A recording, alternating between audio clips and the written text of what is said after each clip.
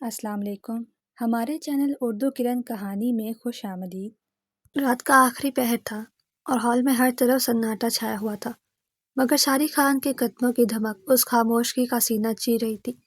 وہ غصے سے ٹہل رہا تھا، اس کی سرخ آنکھیں بتا رہی تھیں کہ آج کسی کی خیر نہیں۔ اس کے سامنے کھڑا عدیل ڈرتے ڈرتے اپنی قمیض کا بٹن بند کر رہا تھا کہ کہیں صاحب کا غصہ اس پر نہ نکل جائے۔ شاری خان نے اچانک رک کر میز پر ہاتھ مارا اور گرجدار آواز سے بولا، مجھے شمشیر کے سیکرٹری ابھی اسی وقت اپنے فارم ہاؤس میں چاہیے، سمجھ رہے ہو تم؟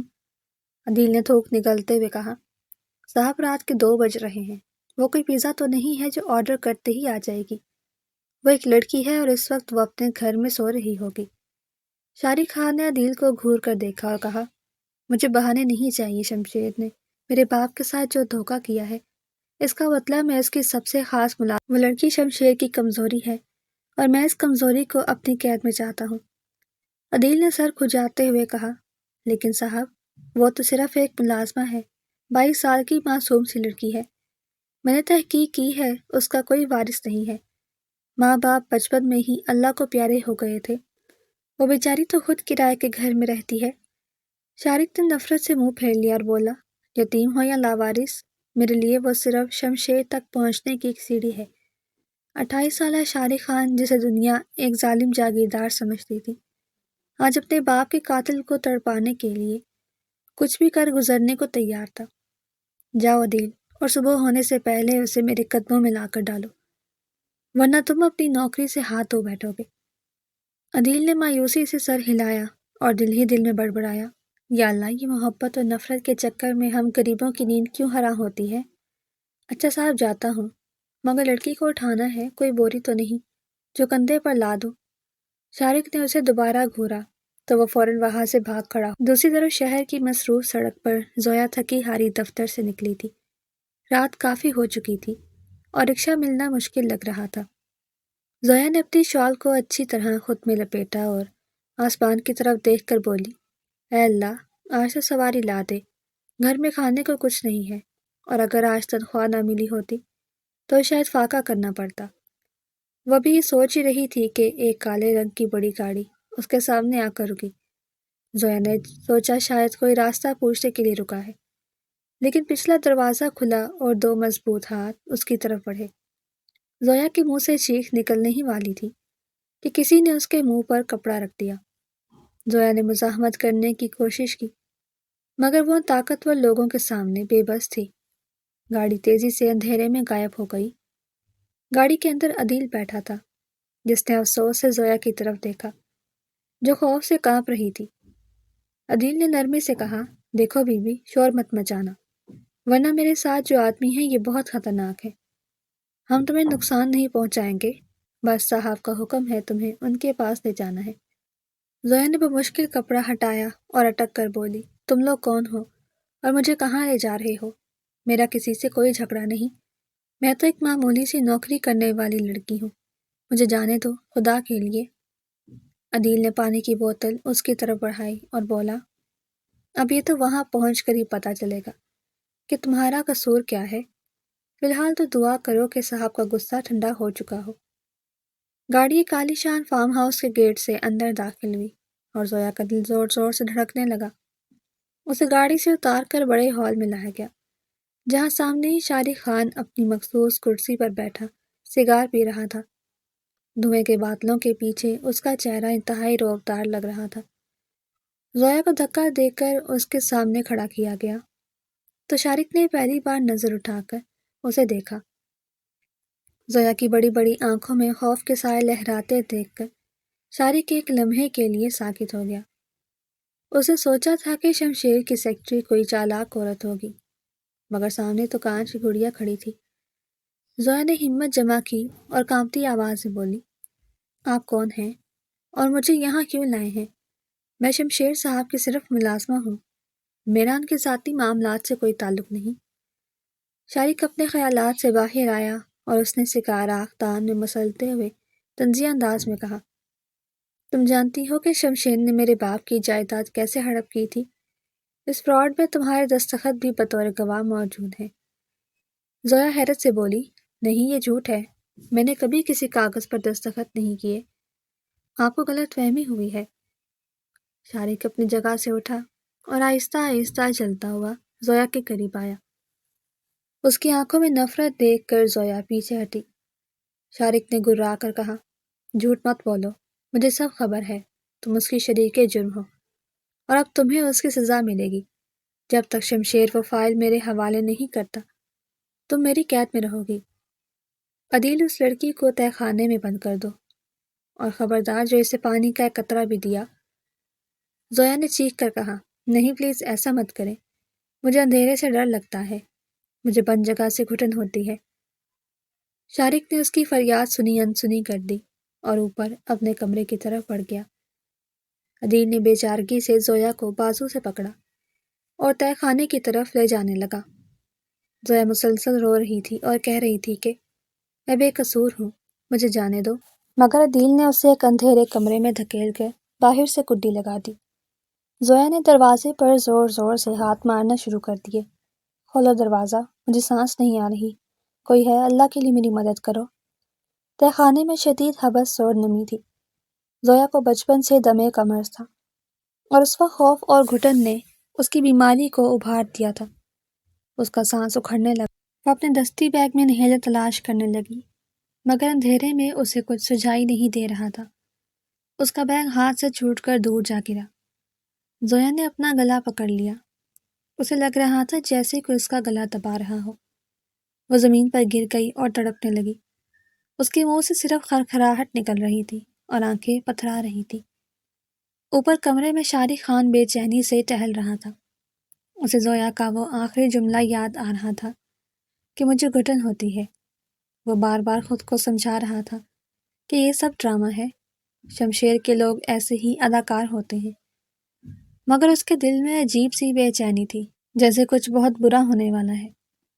رات کا سناٹا گہرا ہو چکا تھا اور نیچے سے آنے والی چیخو پکار اب بالکل خاموش ہو چکی تھی۔ شارق نے عدیل کو آواز دی، مگر عدیل شاید باہر پہرا دینے گیا تھا۔ شارق نے غصے سے کہا، یہ لڑکی مر تو نہیں گئی، اتنی خاموشی کیوں ہے؟ آخرکار اس سے رہا نہ گیا اور وہ غصے میں بڑبڑاتا ہوا نیچے کی طرف آیا کہ دیکھوں تو صحیح کیا ڈرامہ کر رہی ہے۔ شارق نے تہہ خانے کا دروازہ کھولا تو اندر گھپ اندھیرا تھا۔ اس نے موبائل کی روشنی جلائی اور سامنے کا منظر دیکھ کر اس کے پیروں تلے سے زمین نکل گئی۔ زویا زمین پر بے سدھ پڑی تھی۔ اس کا چہرہ نیلا پڑ چکا تھا اور وہ سانس لینے کی ناکام کوشش کر رہی تھی۔ شارق کی ساری نفرت اور غصہ ایک لمحے میں ہوا ہو گیا۔ وہ تیزی سے اس کی طرف لپکا اور اسے جھنجھوڑ کر بولا، اے لڑکی، آنکھیں کھولو، کیا ہوا ہے تمہیں؟ سانس لو۔ زویا کا جسم ٹھنڈا پڑ رہا تھا۔ شارق نے ادھر ادھر دیکھا تو اسے زمین پر گرا ہوا انہیلر نظر آیا۔ شارق سمجھ گیا کہ اسے دمے کا دورہ پڑا ہے۔ اس نے کانپتے ہاتھوں سے انہیلر اٹھایا اور زویا کے منہ میں رکھ کر پمپ کیا، لیکن زویا کی حالت نہیں سنبھلی۔ شارق نے زندگی میں پہلی بار خوف محسوس کیا، لیکن یہ خوف اپنے لیے نہیں بلکہ اس لڑکی کے لیے تھا جسے وہ کچھ دیر پہلے برباد کرنا چاہتا تھا۔ اس نے فوراً زویا کو اپنی مضبوط باہوں میں اٹھایا اور باہر کی طرف بھاگا، جہاں عدیل ابھی اندر آ رہا تھا۔ عدیل نے شارق کی گود میں نیم مردہ زویا کو دیکھا تو ہکا بکا رہ گیا۔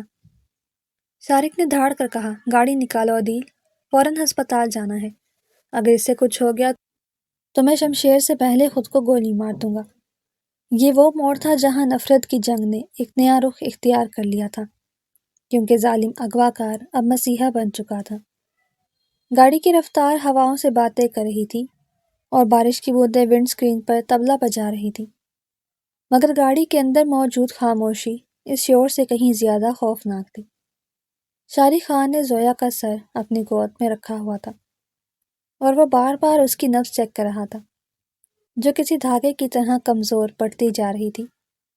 عدیل نے ڈرتے ڈرتے عقبی آئینے میں دیکھا اور کانپتی آواز میں کہا، صاحب، ہم شہر کے اسپتال نہیں جا سکتے، وہاں پولیس کا خطرہ ہے، میں اپنے خاندانی طبیب ڈاکٹر صدیقی کو فارم ہاؤس پر ہی بلا لیتا ہوں، وہ قابل بھروسہ آدمی ہے۔ شارق نے دانت پیستے ہوئے کہا، جو کرنا ہے جلدی کرو عدیل، اگر اس لڑکی کی سانس رک گئی تو تمہاری سانسیں بھی نہیں چلیں گی۔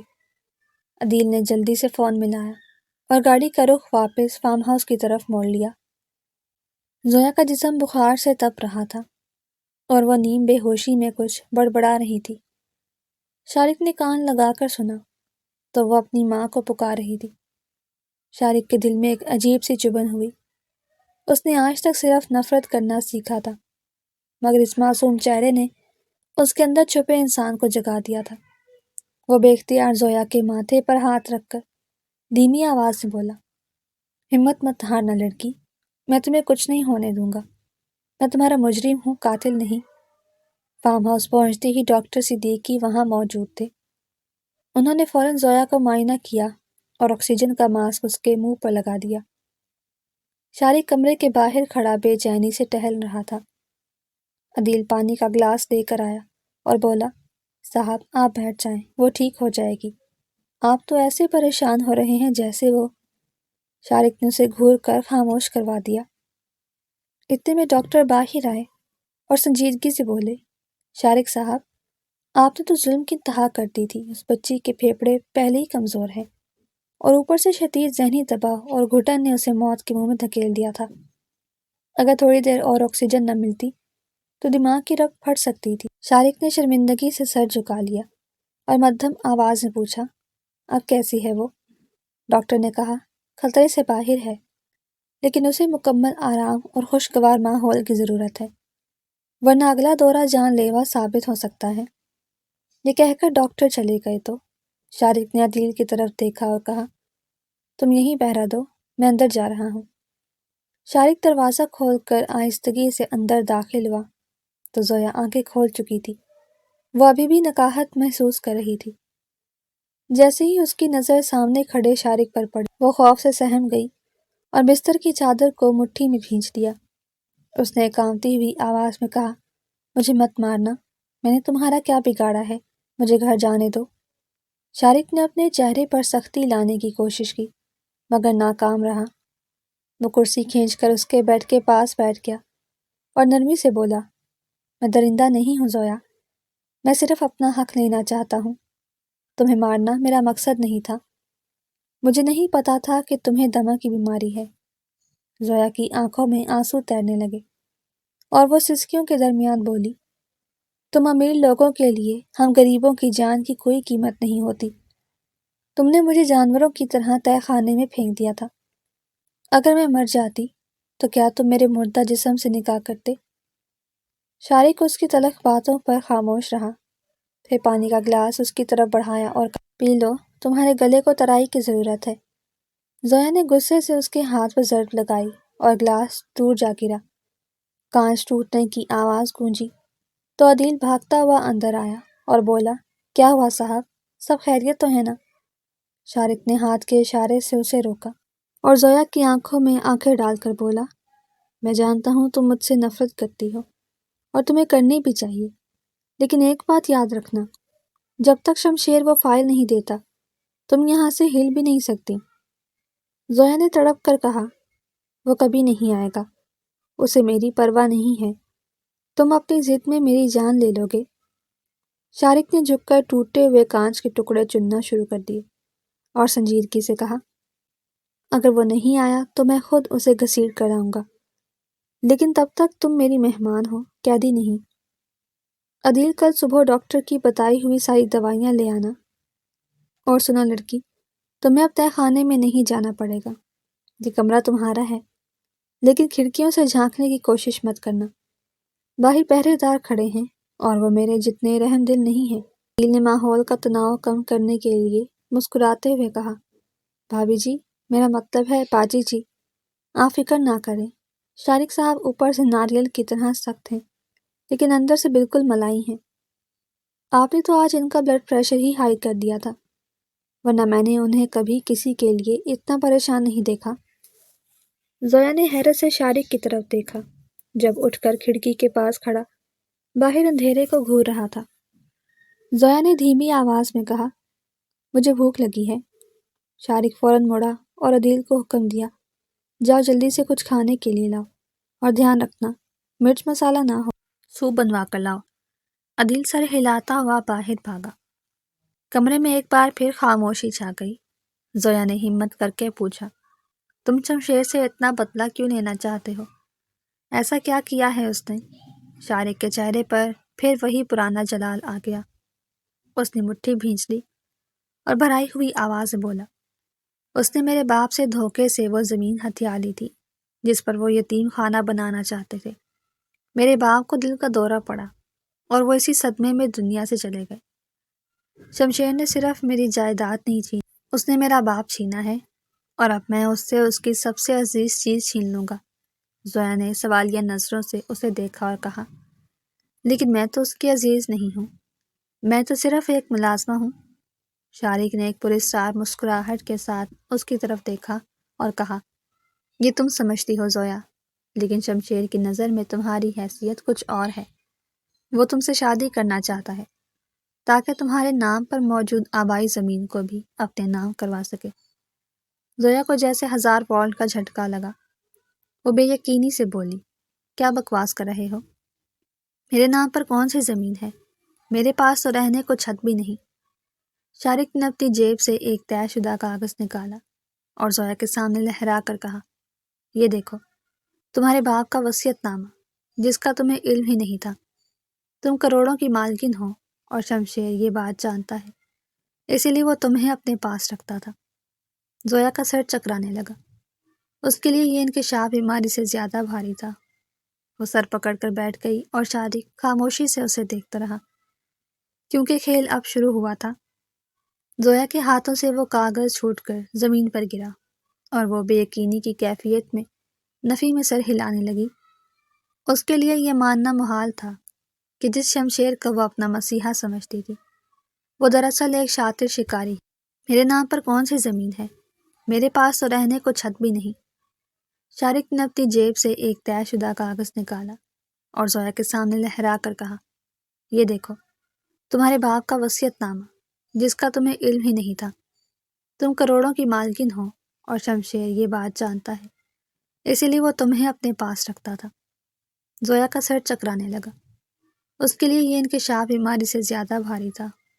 वो सर पकड़कर बैठ गई और शारिक खामोशी से उसे देखता रहा, क्योंकि खेल अब शुरू हुआ था। जोया के हाथों से वो कागज़ छूटकर ज़मीन पर गिरा और वो बेयकीनी की कैफियत में नफ़ी में सर हिलाने लगी।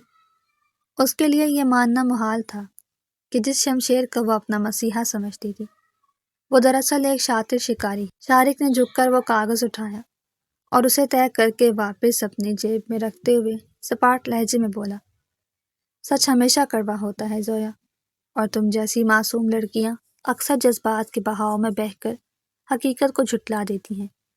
लेकिन याद रखना, मेरी दुश्मनी शमशेर से है और मैं झूठ का सहारा लेकर अपनी जंग कमज़ोर नहीं करूँगा। जोया ने नम आंखों से उसकी तरफ देखा और सिसकी लेते हुए कहा, तुम झूठ बोल रहे हो। तुम चाहते हो कि मैं शमशेर साहब के खिलाफ हो जाऊं ताकि तुम्हारा रास्ता साफ हो सके, लेकिन मैं तुम्हारी बातों में नहीं आऊंगी।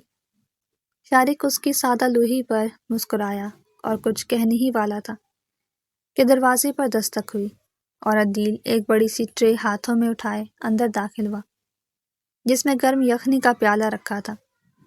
अदील ने माहौल की संगीनी को महसूस करते हुए अपने मखसूस मुस्कुराहट बखेरी और बोला, अरे भाभी जी, ओ माफ़ कीजिएगा मोहतरमा, अब ये बहस मुबासा छोड़ें और ये गरम गरम यखनी पी लें। डॉक्टर साहब ने सख्ती से ताकीद की है कि मरीज को भूखा नहीं रखना, वरना कमज़ोरी हो जाएगी, और अगर आपको कुछ हो गया तो शारिक भाई मेरा कीमा बना देंगे।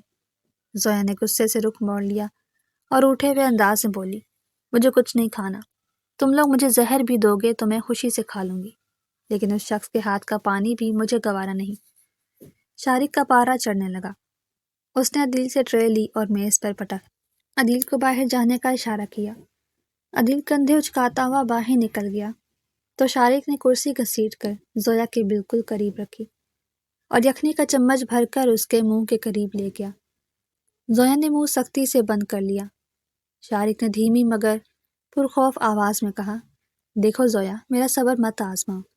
अगर तुमने खाना नहीं खाया तो मैं अभी इसी वक्त शमशेर को फ़ोन करके कहूँगा کہ تمہاری لاش کو آ کر لے جائے۔ کیا تم چاہتی ہو کہ میں واقعی وہ درندہ بن جاؤں جو تم مجھے سمجھتی ہو؟ زویا اس کی سرخ آنکھوں میں عزم دیکھ کر سہم گئی۔ اسے لگا کہ وہ سچ میں ایسا کر گزرے گا۔ اس نے مجبوری کے عالم میں منہ کھول دیا۔ شارق اسے اپنے ہاتھوں سے یخنی پلانے لگا۔ کمرے میں مکمل خاموشی تھی، صرف چمچ کے پیالے سے ٹکرانے کی آواز آ رہی تھی۔ شارق کی نظریں زویا کے جھکے ہوئے چہرے پر تھیں۔ آنسوؤں کی لکیریں خشک ہو رہی تھیں۔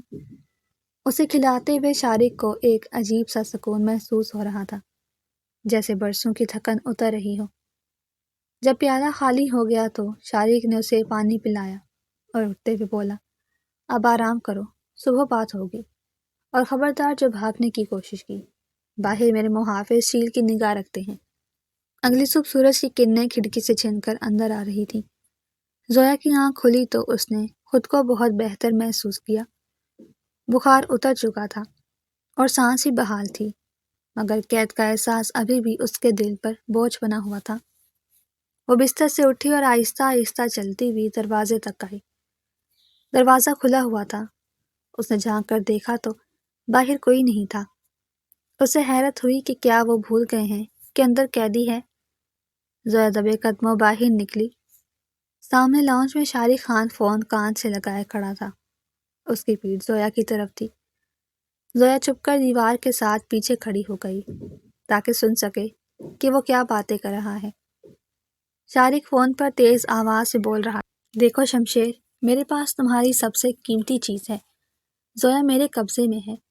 اگر اسے زندہ سلامت دیکھنا چاہتے ہو تو وہ فائل میرے حوالے کر دو اور میرے باپ کی جائیداد سے دستبردار ہو جاؤ۔ زویا کا دل زور زور سے دھڑکنے لگا۔ اسے امید تھی کہ شمشیر تڑپ جائے گا اور اسے بچانے کے لیے سب کچھ قربان کر دے گا، مگر دوسری طرف سے آنے والی شمشیر کی آواز نے اس کے پیروں تلے سے زمین کھینچ لی۔ فون شاید اسپیکر پر نہیں تھا، مگر کمرے کے سناٹے میں شمشیر کا قہقہا زویا نے صاف سنا۔ شمشیر ہنستے ہوئے بول رہا تھا، شارق، تم واقعی بے وقوف ہو۔ ایک معمولی 2 ٹکے کی ملازمہ کے بدلے تم مجھ سے کروڑوں کی جائیداد مانگ رہے ہو۔ ارے رکھ لو اسے، مجھے کوئی پرواہ نہیں۔ میرے پاس لڑکیوں کی کمی نہیں ہے، اور ویسے بھی وہ میرے کسی کام کی نہیں رہی، کیونکہ اب وہ تمہارے پاس رہ چکی ہے۔ میں اسے اپنے گھر میں نہیں رکھ سکتا۔ جو کرنا ہے کرو، مار دو یا بیچ دو، مجھے دوبارہ اس فضول سودے کے لیے فون مت کرنا۔ شارق نے غصے سے فون صوفے پر دے مارا اور ماتھے پر ہاتھ رکھ کر گہری سانس لی۔ اسے شمشیر کی کمینی فطرت کا اندازہ تو تھا، مگر اتنا گرا ہوا انسان ہوگا یہ اس نے نہیں سوچا تھا۔ اچانک اس کی چھٹی حس جاگی اور اس نے مڑ کر دیکھا تو پیچھے زویا کھڑی تھی۔ اس کا چہرہ سفید پڑ چکا تھا، جیسے کسی نے اس کے جسم سے سارا خون نچوڑ لیا ہو۔ اس کی آنکھوں میں بے یقینی اور دکھ کا ایسا طوفان تھا کہ شارق سے نظریں ملانا مشکل ہو گیا۔ زویا نے لڑکھڑاتے ہوئے دیوار کا سہارا لیا اور ٹوٹی ہوئی آواز سے بولی، کیا یہ سچ تھا جو میں نے سنا؟ شارق اس کی طرف بڑھا تاکہ اسے سنبھال سکے، مگر زویا نے ہاتھ اٹھا کر اسے روک دیا اور چیخ کر بولی، تم سب جھوٹے ہو، تم سب فریبی ہو، وہ ایسا نہیں کہہ سکتا، وہ تو مجھ سے۔ اس کی آواز گلے میں پھنس گئی۔ وہ حقیقت تسلیم کرنے سے انکاری تھی، مگر شمشیر کے الفاظ اس کے کانوں میں سیسا پگھلا رہے تھے۔ شارق نے نرمی سے کہا، زویا، میں نے تمہیں کہا تھا کہ وہ تمہیں صرف استعمال کر رہا ہے۔ اب تو تمہیں یقین آ جانا چاہیے۔ زویا زمین پر بیٹھ گئی اور گھٹنوں میں سر دیکھ کر پھوٹ پھوٹ کر رونے لگی۔ اس کا وہ مان ٹوٹ گیا تھا جو اس نے شمشیر پر قائم کیا تھا۔ شارق خاموشی سے اس کے پاس کھڑا رہا۔ اسے سمجھ نہیں آ رہا تھا کہ وہ اسے کیسے دلاسا دے، کیونکہ سچ کا زخم بہت گہرا تھا اور مرہم لگانے والا خود وہی تھا جس نے یہ سچ آشکار کیا تھا۔ زویا نے روتے ہوئے سر اٹھایا اور نفرت سے شارق کو دیکھا اور بولی، تم جیت گئے شارق خان، تم نے میرا بھرم توڑ دیا، لیکن یاد رکھنا، میں اب بھی تمہاری قید میں نہیں رہوں گی۔ مجھے یہاں سے جانا ہے، مجھے تم سب سے دور جانا ہے۔ شارق نے سنجیدگی سے کہا، تم کہیں نہیں جاؤ گی۔ باہر کی دنیا شمشیر جیسے بھیڑیوں سے بھری پڑی ہے، یہاں تم محفوظ ہو۔ زویا نے ایک جنونی انداز میں دفی میں سر ہلایا۔ اس کے دماغ میں اب صرف ایک ہی دھن سوار تھی، فرار، چاہے اس کے لیے اسے اپنی جان ہی کیوں نہ دینی پڑے۔ رات کا اندھیرا گہرا ہو چکا تھا اور فارم ہاؤس پر موت کا سا سناٹا چھایا ہوا تھا، مگر زویا کی آنکھوں سے نیند کوسوں دور تھی۔ دل و دماغ میں صرف شمشیر کی دھوکے بازیاں اور شاری کی زبردستی کی قید گونج رہی تھی۔ اس نے تہیہ کر لیا تھا کہ وہ اب یہاں ایک پل نہیں رکے گی، چاہے باہر موت ہی کیوں نہ کھڑی ہو۔ اس نے احتیاط سے کھڑکی کا پردہ سرکایا تو دیکھا کہ باہر موسلادھار بارش ہو رہی ہے اور آسمان پر بجلی کڑک رہی تھی۔ پہرے دار شاید بارش کی شدت سے بچنے کے لیے کسی سایہ دار جگہ پر جا چھپے تھے۔ زویا کے لیے یہ قدرت کا بنایا ہوا بہترین موقع تھا۔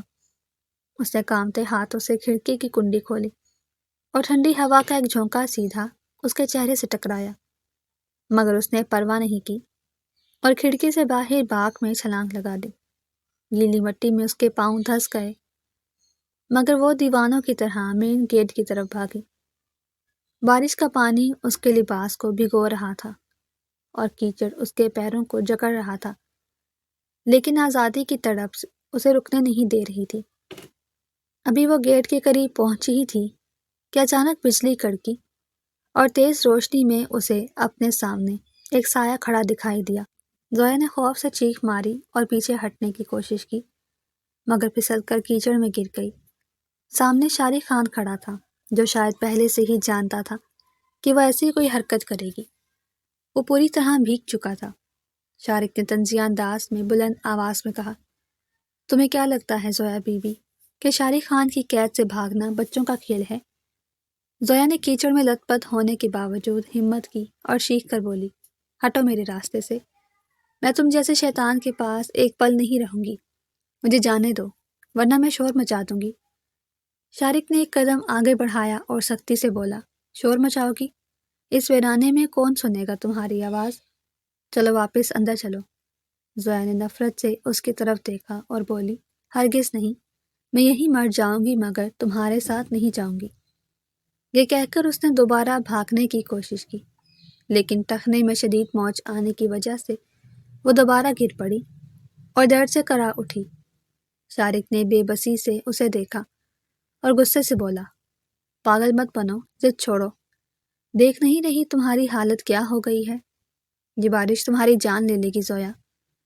زویا روتے ہوئے اس کے سینے پر مکے برسانے لگی اور ہچکیوں کے درمیان بولی، لینے تو جان، مجھے جینا ہی نہیں ہے۔ جب میرا کوئی اپنا ہی نہیں رہا تو میں جی کر کیا کروں گی؟ مار دو مجھے، ختم کر دو یہ قصہ۔ شارق نے اس کی مزاحمت کی پرواہ کیے بغیر اسے اپنی مضبوط باہوں میں اٹھا لیا۔ زویا نے شور مچایا، مجھے نیچے اتارو، مجھے گھن آتی ہے تم سے۔ مگر شارق کے قدم نہیں رکے۔ وہ اسے اٹھائے ہوئے واپس حویلی کے اندر لے آیا۔ جیسے ہی وہ ہال میں داخل ہوئے، سامنے عدیل لالٹین جلائے کھڑا تھا اور اس کے ساتھ ایک بوڑھی خاتون بی جان بھی ہڑبڑا کر اٹھی ہوئی تھی، جو اس گھر کی پرانی خادمہ تھی۔ شارق کو اس حالت میں دیکھ کر بی جان نے سینے پر ہاتھ مارا اور ممتا بھرے لہجے میں بولی، ہائے اللہ شارق، یہ کیا غضب کر دیا؟ یہ گڑیا جیسی بچی کو بارش میں مارو گے کیا؟ دیکھو کیسے کانپ رہی ہے۔ عدیل نے بھی موقع غنیمت جانا اور جلدی سے بولا، ہاں بھائی جان، میں تو پہلے ہی کہہ رہا تھا کہ لڑکیوں کو پیار سے سمجھانا چاہیے، اب دیکھیں بیچاری کا کیا حلیہ ہو گیا ہے۔ شارق نے عدیل کو گھور کر خاموش کرایا اور بی جان سے بولا، بی جان، یہ آپ کی لاڈلی خود بھاگی تھی، میں تو بس اسے واپس لایا ہوں، اب جلدی سے کوئی خشک کپڑے نکالیں ورنہ سچ میں بیمار پڑ جائے گی۔ شارق زویا کو لے کر سیدھا کمرے میں گیا اور اسے بستر پر لٹا دیا۔ زویا سردی سے کانپ رہی تھی اور اس کے دانت بج رہے تھے۔ بی جان تیزی سے تولیہ گرم چادر لے کر اندر آئیں اور زویا کے سر پر ہاتھ پھیرتے ہوئے بولی، میری بچی کیوں کرتی ہو ایسی نادانیاں؟ جان ہے تو جہان ہے۔ شارق نے بی جان کے ہاتھ سے تولیہ لیا اور خود زویا کے سر کو خشک کرنے لگا۔ زویا نے کمزور ہاتھ سے اسے روکنے کی کوشش کی اور غصے سے بولی، ہاتھ مت لگاؤ مجھے، دور رہو۔ شارق نے سختی سے کہا، اگر خاموش نہیں لیٹی رہو گی تو نمونیا ہو جائے گا اور میں نہیں چاہتا کہ تمہاری بیماری کا الزام میرے سر آئے۔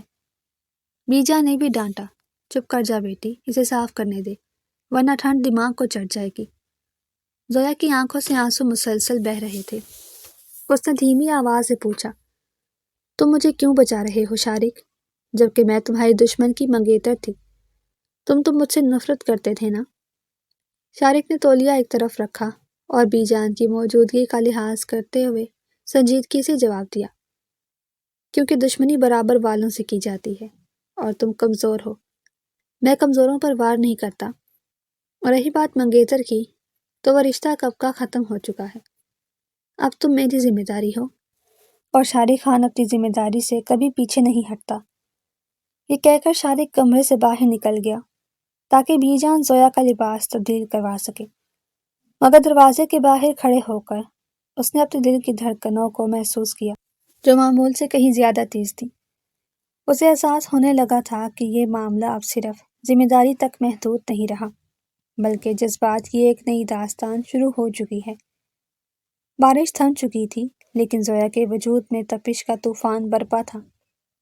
وہ ساری رات تیز بخار میں پھنکتی رہی اور ہذیانی کیفیت میں کبھی اپنی ماں کو پکارتی تو کبھی شمشیر کی بے وفائی پر ہوتی۔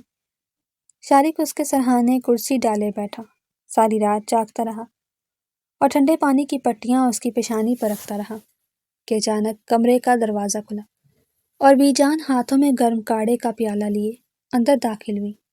ان کے چہرے پر ممتا کی ایسی چمک تھی جو اس تاریک کمرے میں روشنی کی طرح محسوس ہوئی۔ بی جان نے شارق کے کندھے پر ہاتھ رکھا اور شفقت سے بولی، شارق پتر، ہٹ جاؤ، تم صبح سے بھوکے پیاسے بیٹھے ہو، لاؤ میں بچی کوئی دوا پلا دوں، تم تھوڑا آرام کر لو۔ شارق نے نفی میں سر ہلایا اور بی جان کے ہاتھ سے پیالہ لیتے ہوئے دھیمی آواز سے بولا، نہیں بی جان، یہ میری وجہ سے اس حال میں پہنچی ہے، اس کا زہر بھی مجھے ہی پینا ہو، آپ جائیں آرام کریں۔ بی جان نے اس کے بالوں میں انگلیاں پھیرتے ہوئے کہا، میں نے تمہیں گود میں کھلایا ہے شارق، میں جانتی ہوں کہ تمہارا غصہ صرف تمہاری ڈھال ہے، ورنہ تمہارے اندر تو تمہاری ماں والا دل دھڑکتا ہے، دیکھ لینا، یہ لڑکی تمہاری زندگی بدل دے گی۔ بی جان دعائیں دیتی ہوئی باہر نکل گئی تو شارق کے چہرے پر تھکن کے آثار مزید گہرے ہو گئے، مگر آنکھوں میں نیند کا نام و نشان نہیں تھا۔ کچھ دیر بعد عدیل دروازے کی اوٹ سے بار بار جھانک رہا تھا اور آخر کار ہمت کر کے اندر آیا اور سرگوشی میں بولا، صاحب، مرغ کی اذان ہو گئی ہے، آپ نے پلک بھی نہیں جھپکی، اب تھوڑا آرام کر لیں، ورنہ مریض کے ساتھ ساتھ تیماردار بھی بیمار پڑ جائے گا۔ شارق نے غصے سے اسے گھورا اور دھیمی آواز میں بولا، تمہیں سونے کی پڑی ہے اور یہاں اس لڑکی کا بخار ٹوٹنے کا نام نہیں لے رہا، اگر اسے کچھ ہو گیا تو میں خود کو کبھی معاف نہیں کر پاؤں گا۔ عدیل نے مسکراہٹ دباتے ہوئے کہا، صاحب، مجھے تو لگتا ہے کہ انتقام کی آگ اب محبت کی شبنم بن کر برس رہی ہے، ورنہ شارق خان تو وہ انسان تھا جو دشمن کی چیخوں پر کہا لگاتا تھا اور آج ایک دشمن کی خاطر راتیں کالے کر رہا ہے۔ شارق نے ہاتھ میں پکڑا ہوا گیلا کپڑا عدیل کی طرف اچھالا اور کہا، اپنی بکواس بند رکھو اور جاؤ میرے لیے کافی لے کر آؤ۔ عدیل مسکراتا ہوا باہر نکل گیا۔ شارق نے دوبارہ زویا کی طرف دیکھا جو اب قدرے پرسکون ہو چکی تھی۔ اس نے بے اختیار زویا کا تپتا ہوا ہاتھ اپنے ہاتھ میں لے لیا۔ زویا نے نیم غنودگی میں اس کا ہاتھ مضبوطی سے تھام لیا، جیسے کوئی ڈوبتا ہوا تنکے کا سہارا لیتا ہے۔ شارق کے دل کی دھڑکن ایک لمحے کے لیے رک سی گئی۔ صبح کے 10 بجے جب زویا کی آنکھ کھلی تو کمرے میں روشنی پھیل چکی تھی۔ اس نے سر بھاری محسوس کیا، مگر بخار اتر چکا تھا۔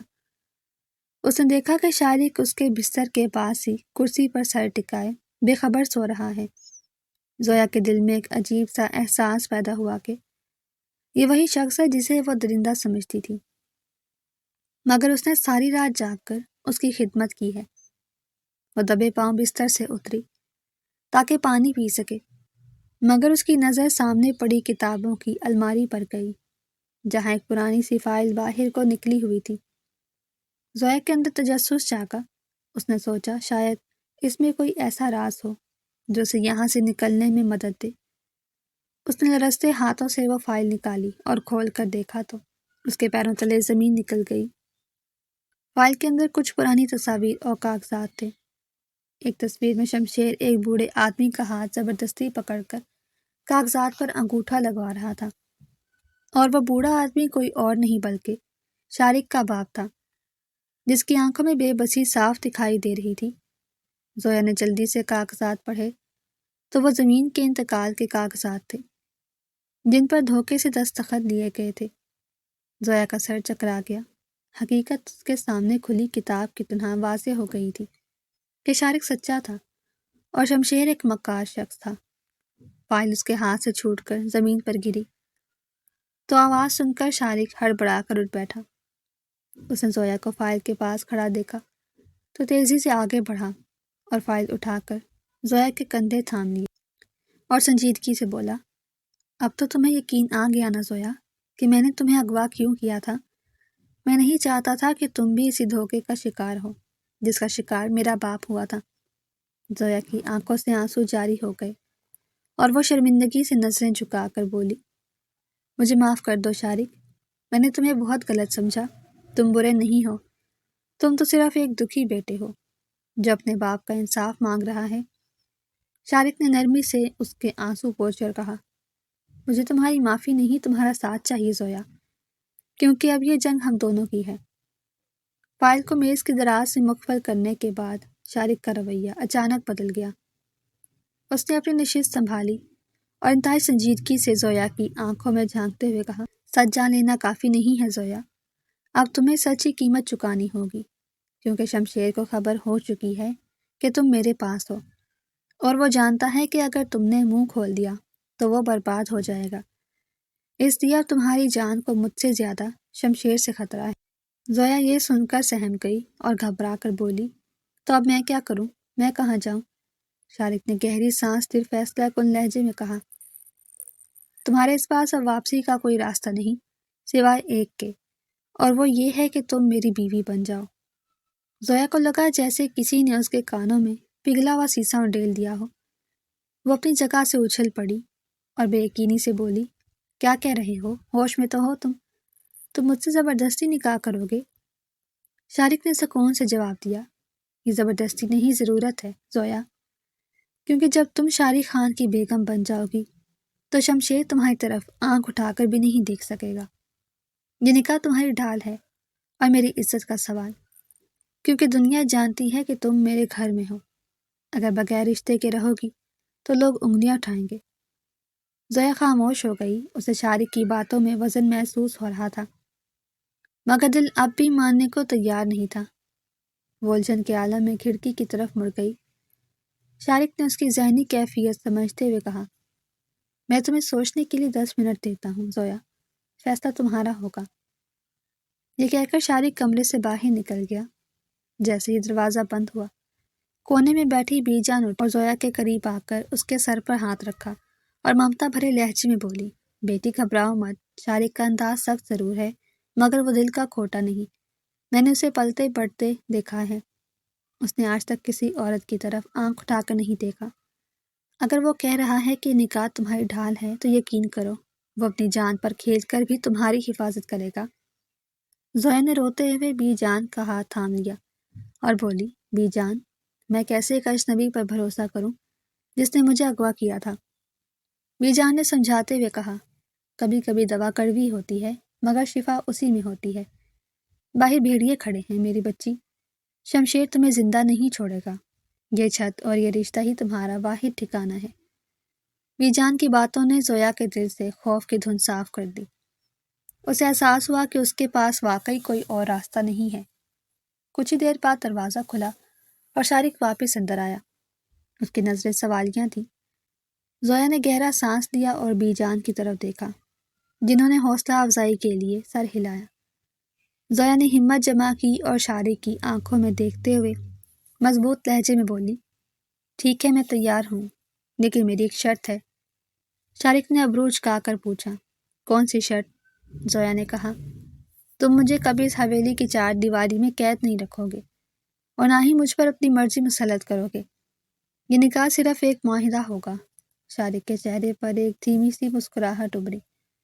اس نے وعدہ کرتے ہوئے کہا، مجھے منظور ہے، تم یہاں قیدی نہیں بلکہ اس گھر کی مالکن بن کر رہو گی۔ اسی وقت عدیل ہانپتا ہوا کمرے میں داخل ہوا اور گھبراہٹ میں بولا، صاحب، مولوی صاحب آ گئے ہیں اور گواہ بھی تیار ہیں۔ لیکن باہر کے حالات ٹھیک نہیں لگ رہے۔ مجھے شک ہے کہ شمشیر کے جاسوسوں نے ہمیں ڈھونڈ لیا ہے۔ شارق نے فوراً اپنا حفاظتی ہتھیار نکال کر کمر سے باندھا اور زویا کا ہاتھ تھام کر بولا، چلو زویا، اب پیچھے مڑ کر دیکھنے کا وقت نہیں رہا۔ ہمیں یہ نکاح ابھی اسی وقت کرنا ہوگا، چاہے آسمان ٹوٹے یا زمین پھٹے۔ زویا کا ہاتھ شارق کے مضبوط ہاتھ میں تھا اور اسے پہلی بار محسوس ہوا کہ شاید یہ گرفت اسے قید کرنے کے لیے نہیں بلکہ محفوظ رکھنے کے لیے ہے۔ لاؤنج میں ایک عجیب سی ویرانی اور پراسرار خاموشی چھائی ہوئی تھی، حالانکہ وہاں 4 افراد موجود تھے، مگر ایسا لگتا تھا جیسے سانس لینے کی آواز بھی گونج رہی ہو۔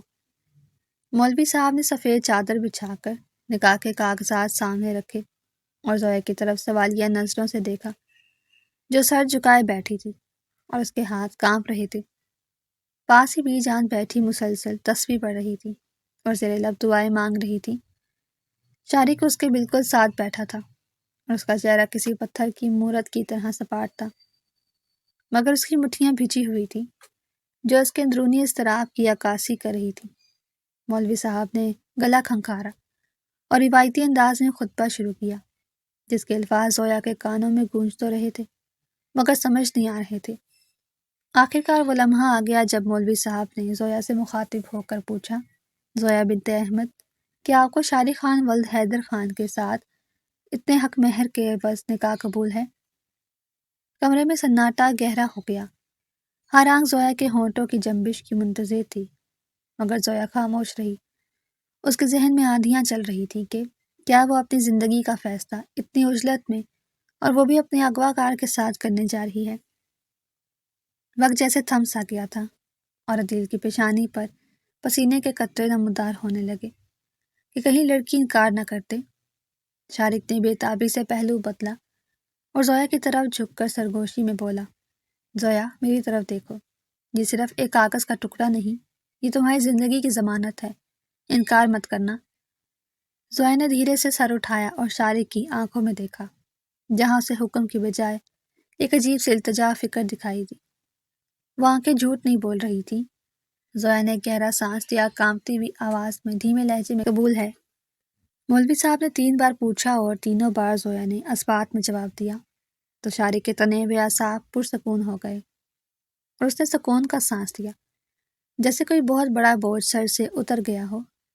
نکاح نامے پر دستخط ہوتے ہی بی جان نے اپنی چادر کے پلو سے ایک چھوٹی سی مخملی ڈبیاں نکالی اور شارق کی ہتھیلی پر رکھتے ہوئے نم آواز میں بولی، شارق پتر، یہ تمہاری مرحومہ ماں کی نشانی ہے۔ انہوں نے وصیت کی تھی کہ یہ انگوٹھی صرف اسی کے ہاتھ میں جائے گی جو اس گھر کی عزت بنے گی۔ آج تم اپنا وعدہ پورا کرو۔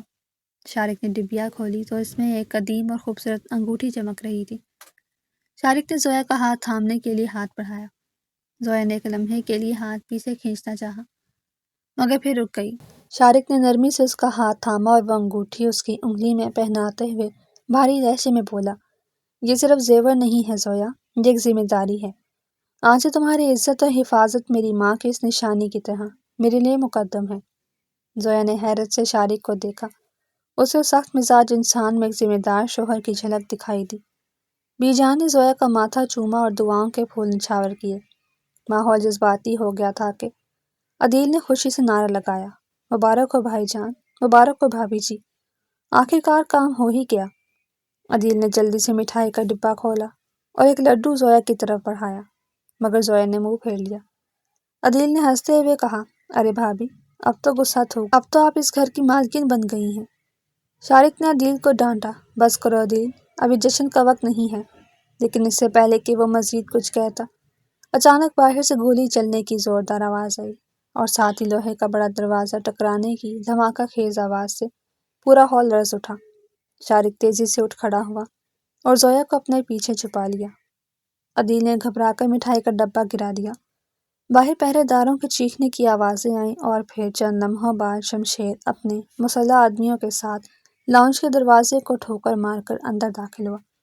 اس کے ہاتھ میں ہتھیار تھا اور چہرے پر ایک شیطانی مسکراہٹ ناچ رہی تھی۔ اس نے چاروں طرف نظر دوڑائی اور شارق پر نظر پڑتے ہی طنزیہ انداز میں بولا، واہ شارق واہ، بڑی رونق لگی ہے یہاں، سنا ہے تم نے چوری چھپے میری امانت کو اپنا بنا لیا۔ لیکن تم بھول گئے کہ شمشیر اپنا حق چھیننا جانتا ہے۔ زویا شمشیر کو دیکھ کر خوف سے شارق کی قمیض مٹھی میں جکڑ لی، جبکہ شارق نے شمشیر کی آنکھوں میں آنکھیں ڈال کر للکارا، تم غلط جگہ آ گئے ہو شمشیر، یہ میرا گھر ہے اور میرے پیچھے کھڑی لڑکی اب میری عزت ہے، اور شارق خان اپنی عزت کے لیے خون بہانا بھی جانتا ہے اور خون لینا بھی۔ شمشیر نے ایک طنزیہ قہقہا لگایا اور تالیاں بجاتے ہوئے شارق کے مزید قریب آیا۔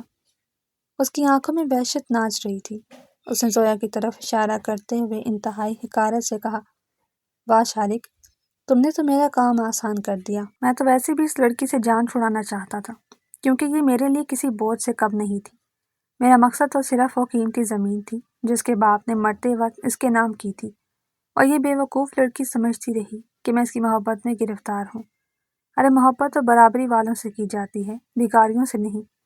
زویا نے شمشیر کے منہ سے زہریلے الفاظ سنے تو اسے لگا جیسے کسی نے اس کے دل پر خنجر چلا دیا ہو۔ وہ شارق کے پیچھے سے نکلی اور لرزتی آواز میں چیخ کر بولی، تم جھوٹ بول رہے ہو شمشیر، تم نے مجھ سے وعدے کیے تھے، تم نے کہا تھا کہ تم میری بے بسی کا سہارا بنو گے، کیا وہ سب جھوٹ تھا؟ کیا وہ قسمیں جھوٹی تھیں؟ شمشیر نے نفرت سے زمین پر تھوکا اور بولا، ہاں وہ سب جھوٹ تھا، وہ سب ایک کھیل تھا تاکہ میں تمہارے دستخط لے سکوں۔ جذبات کی باتیں صرف کتابوں میں اچھی لگتی ہیں زویا، حقیقت میں صرف پیسہ بولتا ہے، اور تم جیسی 2 ٹکے کی ملازمہ کی اوقات ہی کیا ہے کہ شمشیر جیسا نواب زادہ اس سے دل لگائے۔ شارق جو اب تک خاموش کھڑا تھا غصے سے گرجا، بس بہت ہو گیا شمشیر، اپنی بکواس بند کرو، مرد کا کام عورت کی عزت کرنا ہے، اس کے جذبات سے کھیلنا نہیں۔ تم نے ثابت کر دیا کہ تم نواب نہیں بلکہ گھٹیا سوداگر ہو۔ مجھے تمہارے ہر منصوبے کی خبر تھی، اسی لیے میں نے زویا کو اغوا کرنے کا ڈرامہ رچایا تاکہ میں اسے تمہارے چنگل سے بچا سکوں، اور آج تم خود اپنے پیروں پر کلہاڑی مار چکے ہو، کیونکہ میں نے تمہاری ساری باتیں اس آلے میں ریکارڈ کر لی ہیں۔ شارق نے اپنی جیب سے موبائل نکال کر لہرایا تو شمشیر کے چہرے پر ہوائیاں اڑنے لگی۔ اس نے بکھلاہٹ میں اپنا آہنی ہتھیار شارق پر تان لیا اور چلایا، وہ موبائل مجھے دے دو ورنہ میں تم دونوں کو یہیں ڈھیر کر دوں گا اور دنیا کو کہوں گا کہ تم دونوں بھاگتے ہوئے مارے گئے۔ زویا خوف سے شارق کے سینے میں چھپ گئی، مگر شارق اپنی جگہ سے 1 انچ نہیں ہلا۔ اس نے شمشیر کی آنکھوں میں آنکھیں ڈال کر للکارا اور انتہائی مضبوط لہجے میں کہا، چلاؤ گولی، میں بھی دیکھوں تم میں کتنی ہمت ہے، لیکن یاد رکھنا شمشیر، جس عورت کی حفاظت کا ذمہ شارق خان اٹھا لے، اسے موت بھی چھونے سے پہلے 100 بار سوچتی ہے۔ تم تو پھر ایک بزدل انسان ہو۔ ابھی شمشیر نے ٹریگر دبانے کے لیے انگلی ہلائی ہی تھی کہ پیچھے سے عدیل نے پھرتی سے شیر کی طرح جست لگائی اور ایک بھاری پیتل کا گلدان پوری قوت سے شمشیر کے ہاتھ پر دے مارا۔ شمشیر کے ہاتھ سے ہتھیار چھوٹ کر دور جا گرا اور وہ درد سے بلبلا اٹھا اور زمین پر گر گیا۔ اسی اثنا میں باہر سے پولیس کی گاڑیوں کے سائرن کی آوازیں فضا میں گونجنے لگی، جسے سن کر شمشیر کے ساتھی گھبرا گئے اور ہتھیار پھینک دیے۔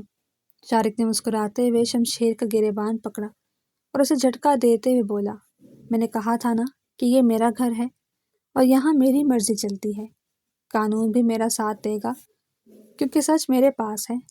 پولیس انسپکٹر نے اپنے جوانوں کے ساتھ اندر داخل ہوا اور شمشیر کو ہتھکڑی لگا دی۔ شمشیر جاتے جاتے شارق کو دھمکیاں دیتا رہا، مگر شارق نے پرواہ نہیں کی اور زویا کی طرف مڑا جو ابھی بھی سکتے کی حالت میں کھڑی تھی۔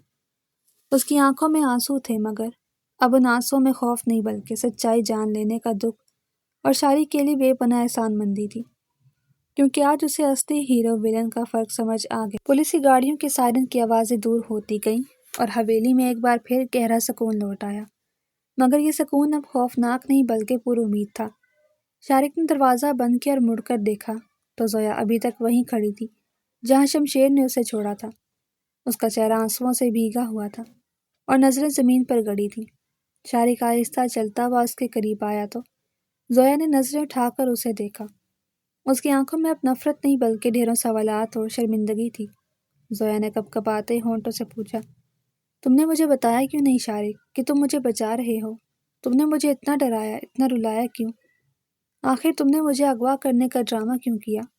تم سیدھے طریقے سے بھی تو بتا سکتے تھے۔ شارق نے ایک گہری آہ بھری اور دیوار سے ٹیک لگا کر تھکے ہوئے لہجے میں بولا، اگر میں تمہیں بتاتا زویا تو کیا تم مجھ پر یقین کر لیتی؟ میری شہرت ایک بگڑے ہوئے جاگیردار اور ظالم انسان کی ہے، جبکہ شمشیر تمہاری نظر میں ایک فرشتہ تھا۔ اگر میں سچ بولتا تو تم اسے میری چال سمجھتی اور شمشیر سے جا کر سب کہہ دیتی، جس سے تمہاری جان خطرے میں پڑ جاتی۔ اس لیے مجھے تمہیں بچانے کے لیے تمہاری نظروں میں برا بننا پڑا۔ زویا نے شرمندگی سے سر جھکا لیا اور دھیمی آواز میں بولی، میں کتنی نادان تھی شارق، جو اپنے دشمن کو مسیحا اور اپنے محافظ کو دشمن سمجھتی رہی۔ مجھے اپنی کم عقلی پر بہت افسوس ہے۔ شارق نے اسے دلاسا دیا تو اس نے جھجکتے ہوئے اگلا سوال کیا، جو اس کے دل میں کانٹے کی طرح چبھ رہا تھا۔ تو کیا یہ نکاح بھی اس ڈرامے کا حصہ تھا کہ اب جب شمشیر گرفتار ہو چکا ہے تو تم مجھے طلاق دے کر فارغ کر دو گے؟ شارق کی آنکھوں میں ایک چمک ابھری۔ وہ سیدھا کھڑا ہوا اور انتہائی سنجیدگی اور جذباتی انداز میں زویا کے بالکل قریب آ کر بولا، دیکھو زویا، میں شارق خان ہوں۔ میں جھوٹ بول سکتا ہوں، اغوا کر سکتا ہوں، لڑ سکتا ہوں، لیکن میں خدا کے گھر میں اور اللہ کے نام پر کیا گیا وعدہ نہیں توڑ سکتا۔ یہ نکاح کوئی ڈرامہ نہیں تھا، یہ ایک اٹل حقیقت ہے۔ میں نے تمہیں صرف شمشیر سے بچانے کے لیے نہیں بلکہ اپنی زندگی میں شامل کرنے کے لیے یہ سب کیا تھا۔ شارق نے اس کے آنسو پوچھے نرمی سے مزید کہا، تم میری زندگی کا وہ خالی ورق تھی جس کا مجھے ہمیشہ سے انتظار تھا، اور اب اس ورق پر صرف محبت کی داستان لکھی جائے گی۔ زویا حیرت اور خوشی کے ملے جلے جذبات کے ساتھ اسے دیکھتی رہی۔ اسے یقین نہیں آ رہا تھا کہ جس شخص سے وہ نفرت کرتی تھی وہ اب اس کا مسیحا اور جیون ساتھی بن چکا تھا۔ ماحول میں جس بات کی شدت تھی کہ اچانک باورچی خانے کے دروازے سے عدیل نے اپنا سر نکالا اور دانت نکالتے ہوئے بولا، تو پھر بھائی جان اور بھابھی جی، اب صلح ہو گئی ہو تو کیا میں چائے اور پکوڑے لے آؤں؟ یہاں بھی جذباتی مکالمے چلنے ہیں، مجھے تو بھوک کے مارے چکر آ رہے ہیں۔ عدیل کی بات سن کر زویا اور شارق کی سنجیدگی کا حصار ٹوٹ گیا اور دونوں بے اختیار ہنس پڑے۔ شارق نے مسکراتے ہوئے زویا کی طرف ہاتھ بڑھایا اور کہا، چلو زویا، نئی زندگی کا آغاز کرتے ہیں۔ زویا نے مسکراتے ہوئے شارق کی طرف دیکھا اور بولی، تو پھر چلیں مسٹر شارق خان، کیونکہ اب مجھے اس قید سے نہیں بلکہ آپ کے ساتھ سے پیار ہو گیا ہے۔ زویا نے اعتماد سے اپنا ہاتھ اس کے ہاتھ میں دے دیا اور دونوں کھلی فضا میں باہر باغ کی طرف نکل گئے، جہاں سورج نکل رہا تھا اور ایک نئی روشن صبح ان کی منتظر تھی۔ کہانی کا سفر نفرت اور اغوا سے شروع ہو کر محبت اور اعتماد کی منزل پر پہنچ چکا۔